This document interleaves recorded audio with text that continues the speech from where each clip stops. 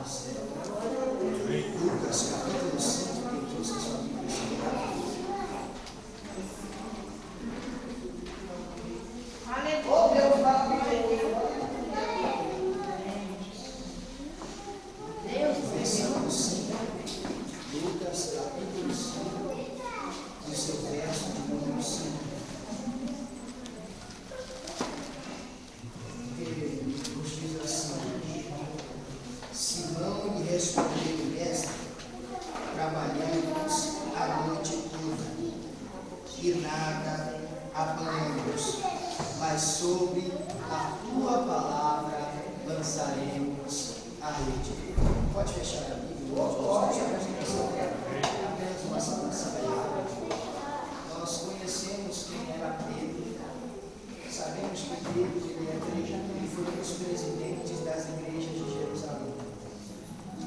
Este texto que acabamos de ler diz que Pedro ele jogou a rede a noite inteira. Pedro ele era nascido numa cidade com o nome de Betsaida, que no hebraico quer dizer casa da pesca. E diz o texto que agora Pedro ele tem que pescar, porque o costume do pescador era pescar à noite, pois o brilho da lua batia no reflexo da água da praia e dava o brilho nas escamas do peixe. Então o pescador sabia onde tinha peixe por causa do brilho do peixe. Só que a Bíblia diz que Pedro jogou a rede a noite inteira e não conseguiu pegar um peixe sequer. Eu imagino Pedro jogando a rede, e quando ele puxava a rede, eu imagino vindo junto com a rede, não somente lodo, sujeira, mas sim vinha a decepção, vinha a tristeza por não ter pegado o peixe. Então Pedro ele era paciente, ele jogava a rede de novo para ver se ele ia conseguir pegar algum peixe, para ver se ele ia pegar alguma coisa. E quando ele puxava, ele não conseguia pegar nada. Então eu imagino agora Jesus no lago de Genezaré. Ele está pregando, e segundo o historiador Flávio José, diz que era mais de 15.000 pessoas ouvindo Jesus pregar. Jesus estava dando um culto, o presbítero Rafael Sanches. E sabemos que quando Jesus pregava, o povo gostava de ouvir o nosso mestre pregar, porque a mensagem de Jesus não era igual à mensagem dos fariseus, pois podemos notar no livro de João capítulo 8, verso 5, que os fariseus eles pregavam, mas somente a lei de Moisés. Uma certa feita, os fariseus chegam até Jesus, jogam uma mulher adultéria e diz: mestre, na lei de Moisés nos ensinou que uma mulher que tem um pecado de adultério, ela tem que morrer apedrejada. Não, Jesus quando pregava, ele tinha unção, mas ele queria pregar para os coxos, para os surdos, para os cegos, para as pessoas que precisavam ouvir a palavra de Jesus.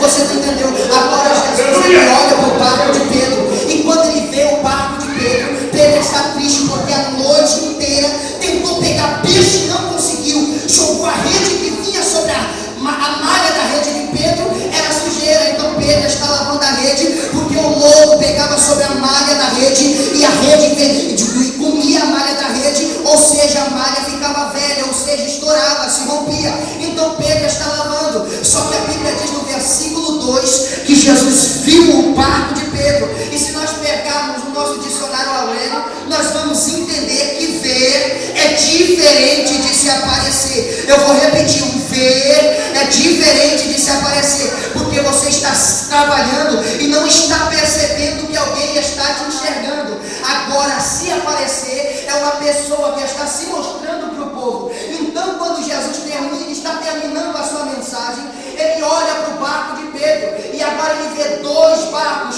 Pedro estava lavando a rede e não tinha percebido que Jesus estava enxergando ele. Pegue na mão do teu irmão que está do teu lado direito, na mão do teu irmão que está do teu lado esquerdo, e diga assim: irmão, fique em paz. Se na noite passada, se no culto passado você não conseguiu pegar nada, fique em paz. Jesus está te enxergando e você não está percebendo. Jesus está vendo e você não está percebendo. Papai, oh aleluia, meu Deus. Diz o texto para terminar que apenas uma saudação, que agora Pedro está lavando as redes. Jesus ele sobe ao barco de Pedro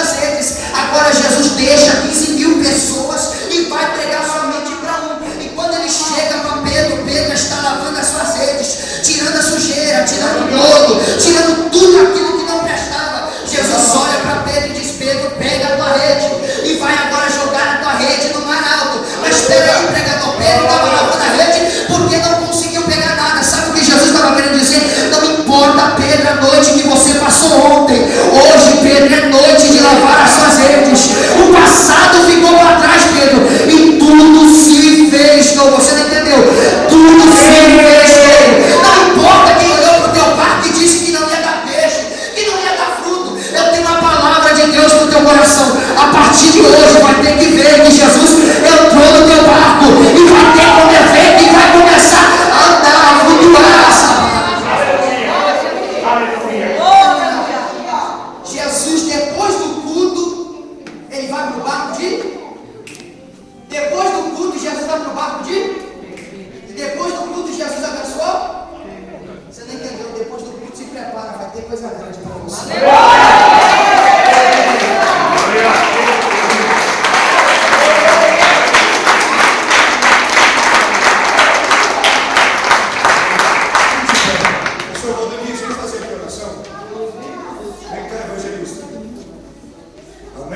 Depois do culto tem bênção para você.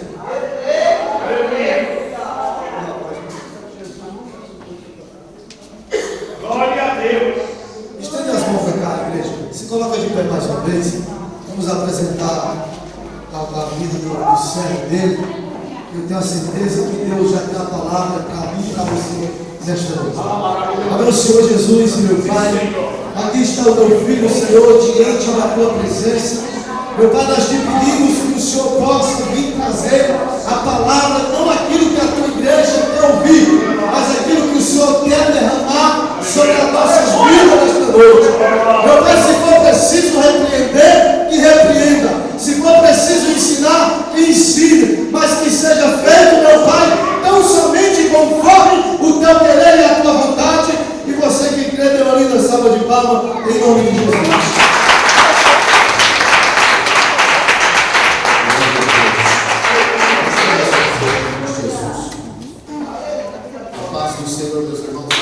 Amém. Livro dos Gênesis, capítulo de número 8.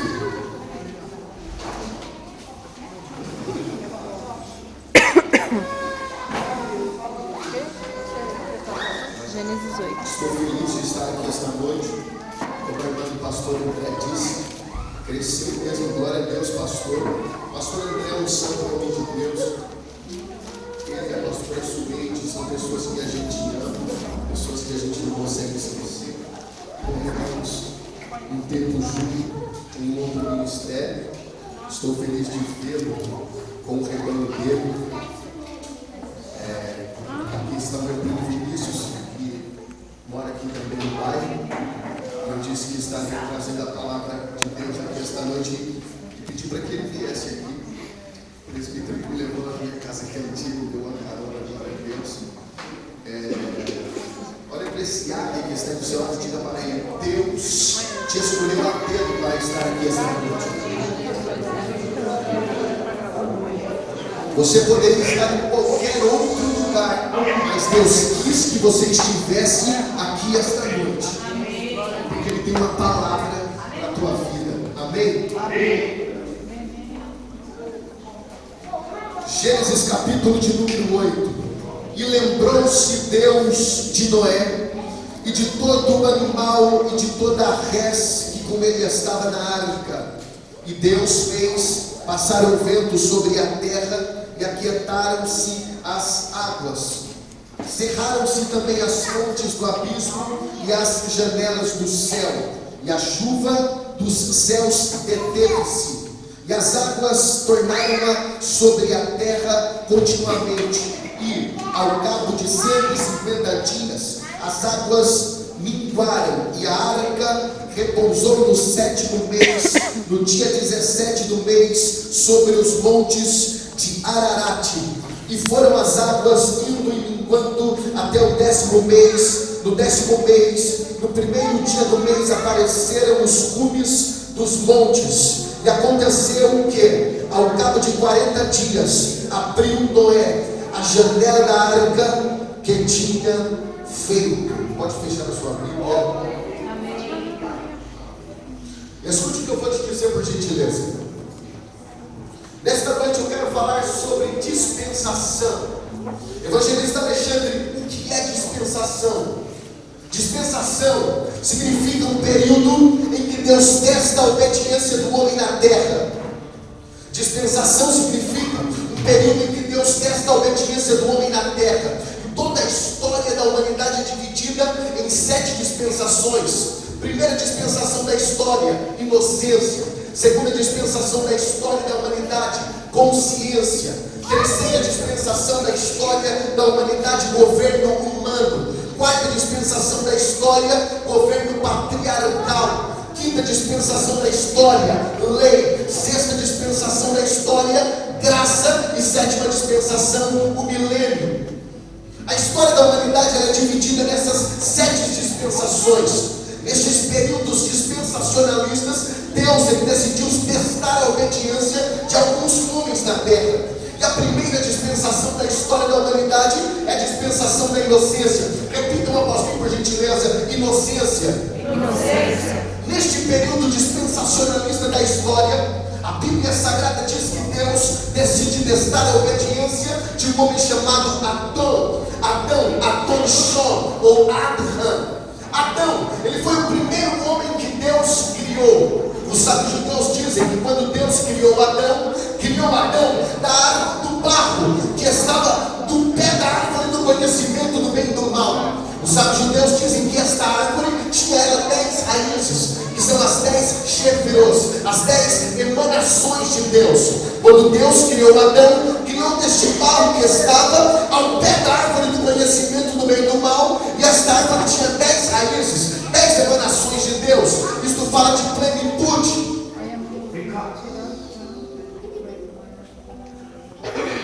Evangelista, quais são as emanações? Keter, coroa, no hebraico rorimá, sabedoria, bimá, compreensão, hesed, misericórdia, tifere, beleza, yesod, talento, gevorá, força, netzah, rodi, malchut. Essas 10 emanações, quando Deus criou Adhan, ou Adon Shon, Deus colocou dentro de Adão esta plenitude, essas 10 emanações. A Bíblia Sagrada diz que Deus, ele anestesiou Adão, e de uma das costelas do lado direito de Adão, Deus fez a primeira mulher, Eva. É importante frisar que foi nas costelas do lado direito de Adão. Por isso que eu costumo dizer que mulher é bom, mas dura muito. E por que foi feita de uma das costelas de Adão? Mulher também é um osso duro de roer. É mentira. É brincadeira, já vai uma cadeira aqui. Escute o que eu vou te dizer: o lado direito indica bênção, o lado esquerdo indica juízo. Bênção, lado direito, lado esquerdo, juízo. A mulher, quando Deus a criou como ajudadora Adão, foi uma bênção para Adão, porque o lado direito é bênção. Escute o que eu vou te dizer, por gentileza. O principal dia para os judeus é o dia da expiação dos pecados. No dia da expiação dos pecados, o sumo sacerdote, ele entrava dentro do santíssimo lugar, ele consultava a Deus em cima da tampa do propiciatório, e ali ele recebia de Deus se o ano para Israel seria um ano de bênção ou se o ano seria um ano de juízo. Escute o que eu vou te dizer: a tradição diz que o sumo sacerdote Arão, um dia antes do dia da expiação dos pecados, a tradição diz que os demais sacerdotes não deixavam o pastor André, o sumo sacerdote, dormir. Eles pegavam a Torá, a lei, ficavam lendo a lei a noite inteira para o sumo sacerdote, a fim de que o sumo sacerdote não dormisse e tivesse ele sonhos fora do propósito de Deus, porque no dia seguinte ele entraria no santíssimo lugar e se encontraria com Yahvé para consultar a Yahvé sobre todas as 12 tribos de Israel. O sumo sacerdote, ele entrava no santíssimo lugar tocando as campainhas de ouro, diz a tradição, uma corda amarrada nas costas, aqui na altura da cintura do sumo sacerdote. Ele entrava, ele consultava a Deus em cima da tampa do propiciatório. Alguém disse que aquela corda era para quê? Se o sumo sacerdote tivesse pecado e morresse, ele seria puxado de dentro do santíssimo. Não é verdade? Um dia antes, na virada do dia, se o sumo sacerdote tivesse pecado, Deus já fulminava ele, não permitia que ele entrasse no santíssimo lugar.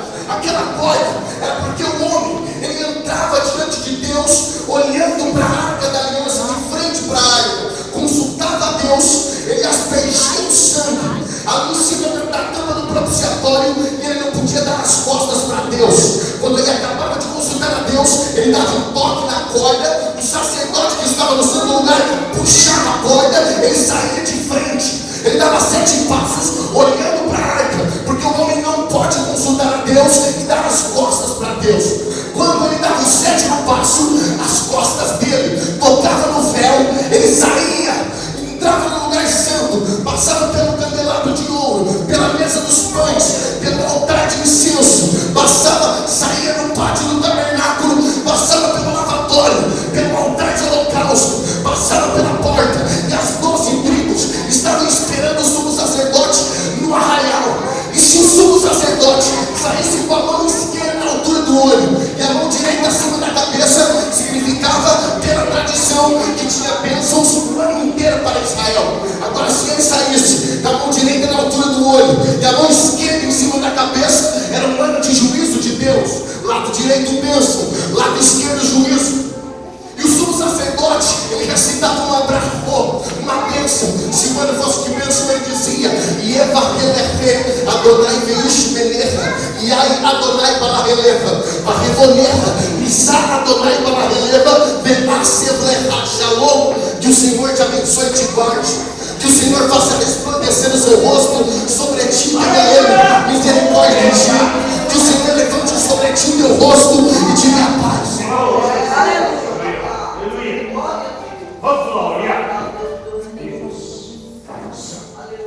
Por isso, quando Deus criou a Eva e deu ela para Adão, foi para ser uma bênção. Foi de uma das costelas do lado direito de Adão. Deus anestesiou Adão, criou a primeira mulher. A história você já conhece. A serpente persuadiu a Eva. Eva persuadiu Adão. Ambos comeram do fruto da árvore do conhecimento do bem e do mal. E eles pecaram contra Deus. Foram expulsos do paraíso. Engana-se quem diz que ele entrou no paraíso e rapidamente cometeu o pecado.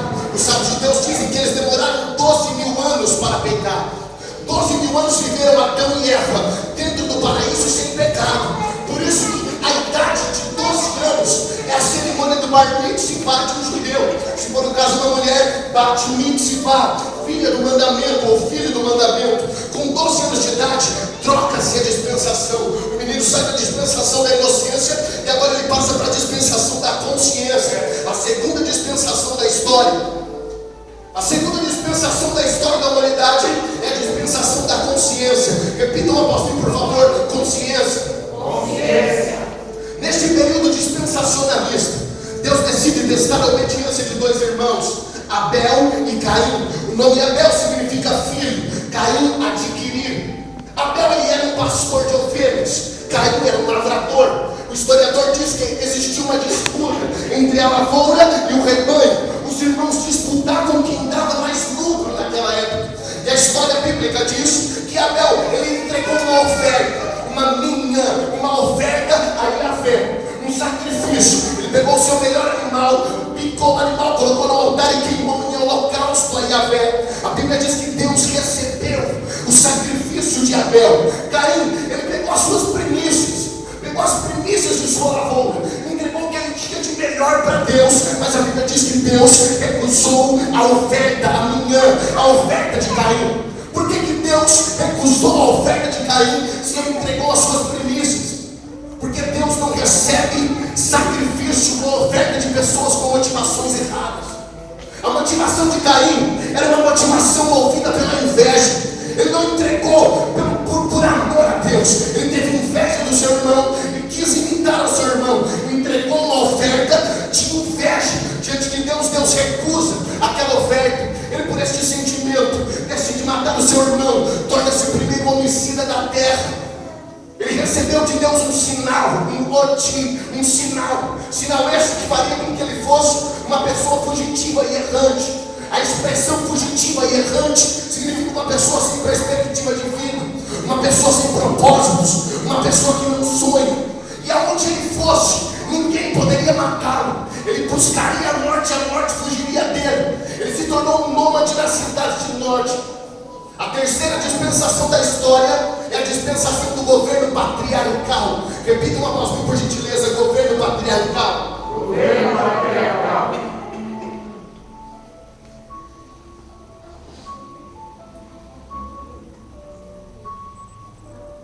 Neste período dispensacionalista da história,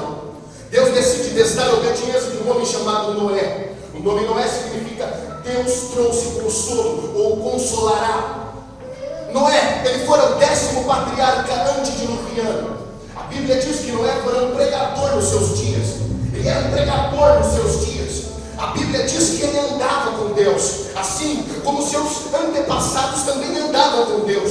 Noé, ele desfrutava de uma íntima comunhão com Deus, enquanto que os seus contemporâneos estavam vivendo um declínio moral.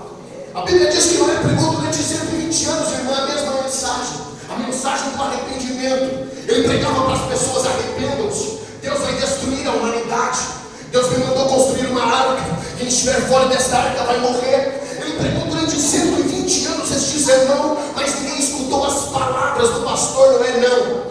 A Bíblia diz no capítulo de número 6 do livro dos Gênesis, Sefer Bereshit Shesi, livro dos Gênesis, capítulo 6, que Deus decidiu tirar o Ruach HaKodesh, o Espírito Santo da terra, porque levantaram-se na terra homens como Nimrod. O nome Nimrod significa poderoso caçador. Nimrod, ele foi capaz, diz a história dos hebreus, de matar seu pai, casar com a sua mãe e ter filhos com a própria mãe. Por isso Deus disse: eu não posso deixar o meu espírito com esses homens. E Deus decidiu tirar o Espírito Santo da terra e decidiu testar a obediência de um homem chamado Noé. Deus disse para Noé: construa esta arca. Ele passou pregando, como eu disse, 120 anos, ninguém deu ouvido. Ele construiu a arca, entrou dentro da arca com a sua família.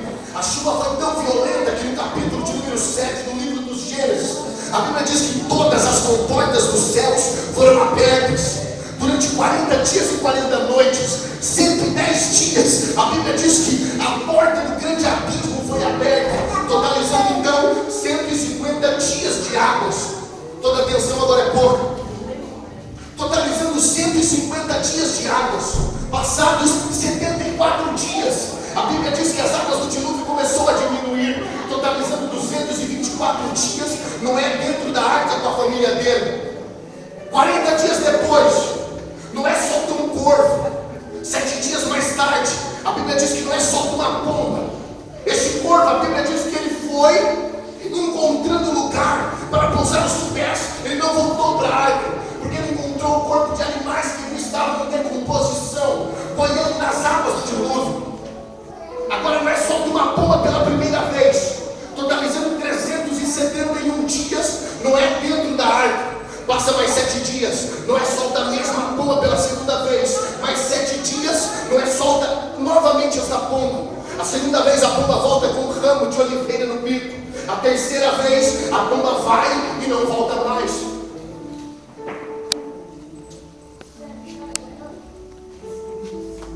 Escute o que eu vou te dizer. O voo do corvo tipifica Satanás quando foi expulso do céu. Não podendo voltar mais para o céu, ele ficou na terra. Por que ele ficou na terra? Porque ele encontrou corações de pessoas para morar. Corações de homens como Nimrod, corações de homens como Caim. E ele não pôde voltar para o céu porque ele foi expulso por Deus do céu.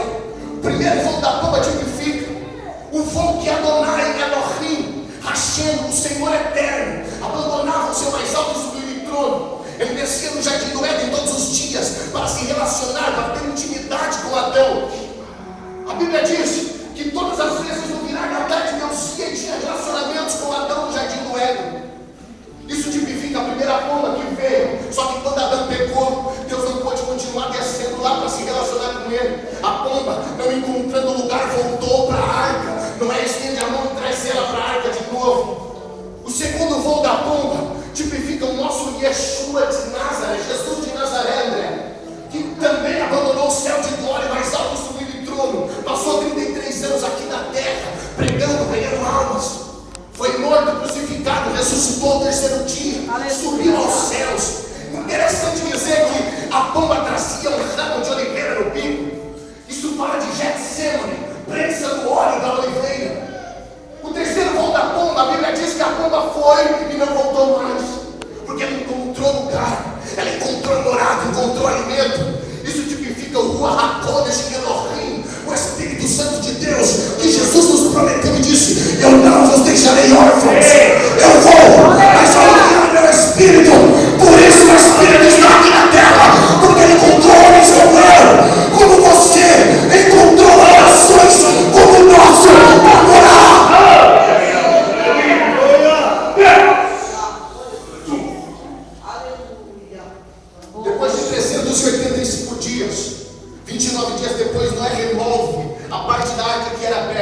75 dias depois, a terra ficou totalmente seca, totalizando 371 dias dentro da arca.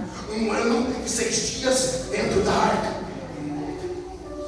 Escute o que eu vou te dizer, por gentileza. Estou participando da conclusão da mensagem já. Não fora fácil para Noé permanecer com a sua família 1 ano inteiro dentro da arca, não.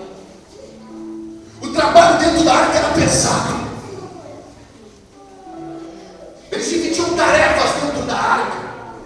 Eles tinham que cuidar da higiene dos animais. Eles tinham que cuidar da alimentação dos animais. O cheiro de urina era pesado dentro da arca. O cheiro de fezes era muito forte dentro da arca. Não fora fácil para Noé permanecer dentro daquela arca com a família dele durante 1 ano inteiro, não. E um comentarista exegético, um homem que faz comentários bíblicos, ele disse que 2 filhos de Noé se desentenderam dentro da arca. Toda atenção é pouca. Toda atenção é pouca e as crianças, por gentileza, ficam quietinhas agora.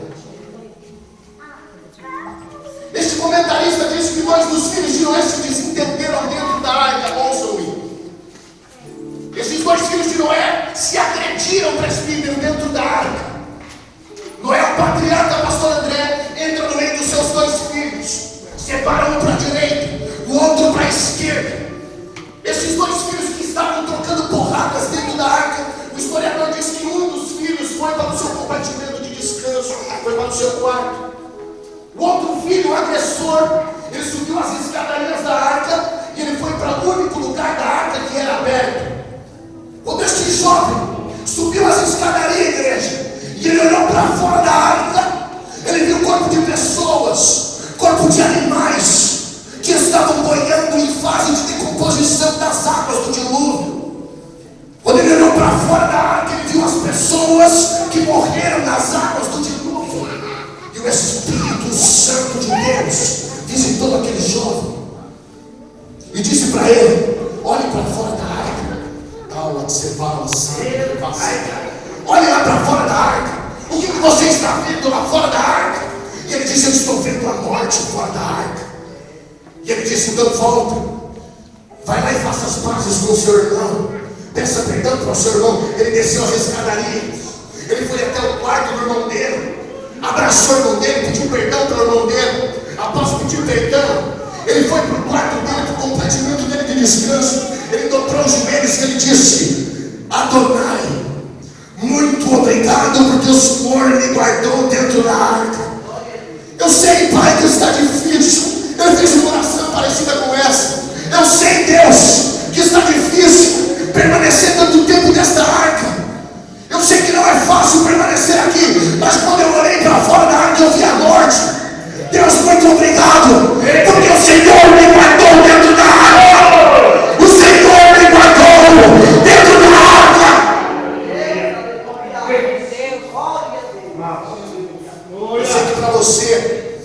Eu sei que para você não é fácil permanecer tanto dentro da arca. Esse lugar não é mais a igreja Ministério Pescai. Esse lugar agora é a arca Pescai. E Deus te guardou dentro desta arca chamada Pescai. Escute o que eu vou te dizer. Eu venho aqui esta noite na força da ressurreição, dizendo uma palavra de Deus para a tua vida. Está difícil, mas lá fora o dilúvio contemporâneo destes dias está devastando famílias. Jovens estão morrendo no crack, no crime. Pessoas estão morrendo de overdose, assassinadas. Mas você não. Deus te guardou dentro da arca.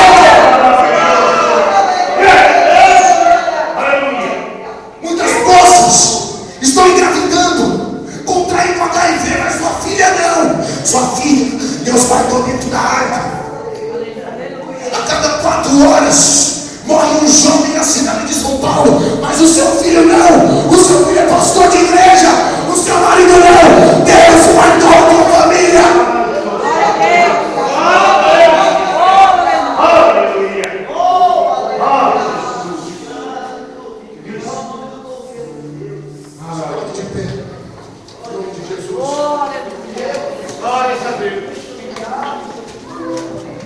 Esta é uma noite de gratidão.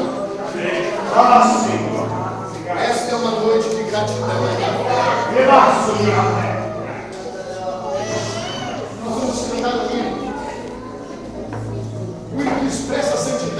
Deus.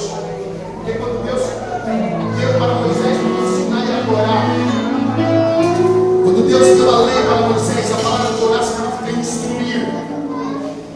Estava instruindo o homem a maneira de viver diante de Deus e diante do seu próximo. Todos os rituais, rezas, todas as cerimônias e liturgias expressavam a santidade de Deus e o modelo de vida que Deus queria que o povo dele seguisse. Esta noite você vai agradecer, você vai fechar os teus olhos e você vai olhar para a tua vida. Você vai ver que muitas pessoas que você conhece foram engolidas pela água do dilúvio, foram tragadas pelas águas do dilúvio, mas Deus não Deus te guardou. Talvez você até assim como filho de Moisés se perdeu como dos seus irmãos. Peça perdão para ele esta noite. Peça perdão para ele esta noite. E no final desse louvor eu compro uma mensagem. Aleluia!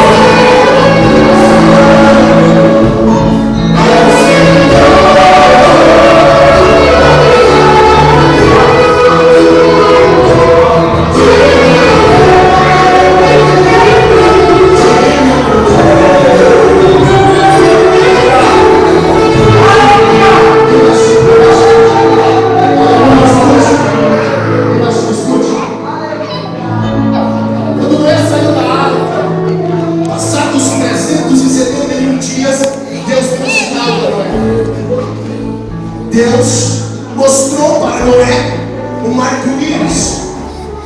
Este sinal significava que nunca mais Noé sofreria aquilo que ele acabara de sofrer. Aquele sinal, Deus estava dizendo, pastor Suede, para Noé: está vendo este sinal, meu filho? Está vendo este arco que eu estou te mostrando no céu?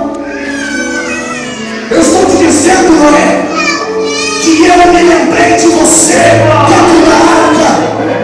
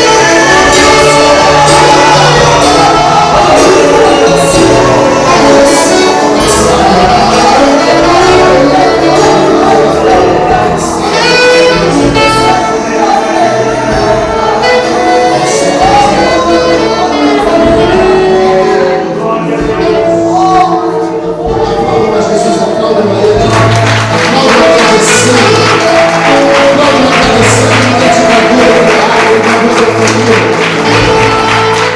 a Deus. Pastor, eu tenho oportunidade de dizer o total do Espírito Santo aqui mais uma vez na sua igreja. Você sabe que sempre que você precisar de mim, eu estarei aqui. Porque você e a nossa igreja são pessoas que nós amamos. Agradeço ao meu primo que também Deus me deu essa graça, essa alegria de estar compartilhando junto com ele, minha família, que estava tão distante, né? Há pouco tempo atrás, passei por um período muito difícil da minha vida, ele foi lá em casa, para Deus é com você, hoje estou de pé, então, estar dando lugar a Deus aqui, junto com ele, está sendo uma satisfação muito grande, crendo no Espírito, um dia Deus pague você para ricas bênçãos, por aquilo que você fez por mim, no céu e no inferno.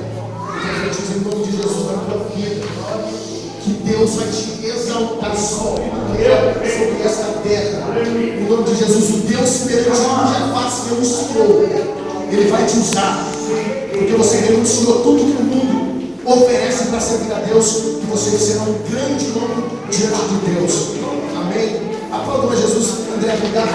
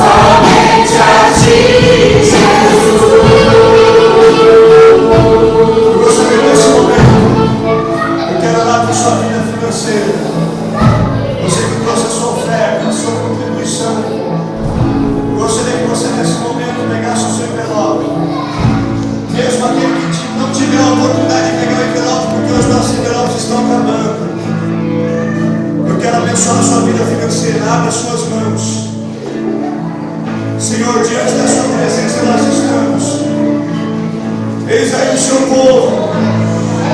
Existe uma necessidade, existe uma história, um questionamento, mas existe um Deus todo-poderoso que abre portas, um Deus que muda a situação, um Deus que enriquece.